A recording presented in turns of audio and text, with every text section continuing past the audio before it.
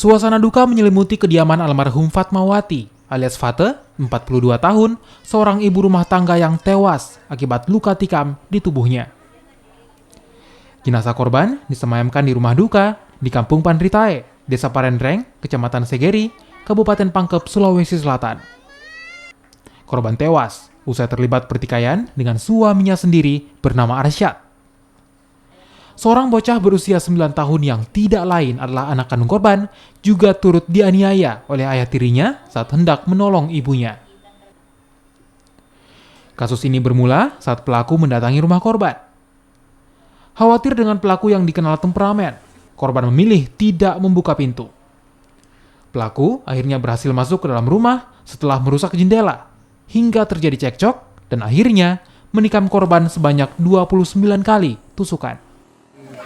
1 tahun. Setahun ya? Baru 1 tahun. Nah selama dia sama, memang sering kejadian dipukul istrinya. Sering dipukul. Ya. Anaknya juga sering kepukul. Anaknya juga pernah. Nah, tapi kejadian terakhir bilang kalau tarunan lagi melapor. Nah, sudah itu melapor, sudah membuat pernyataan bahwa tidak akan menyakiti istri. Tidak butuh waktu lama, pelaku berhasil ditangkap oleh petugas di rumahnya di Desa Benteng, Kecamatan Mandale.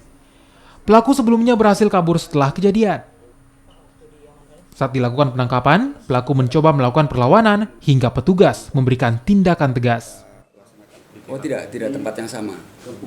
Di Kampung Benteng. Berarti sempat kabur begitu ya? Sempat kabur.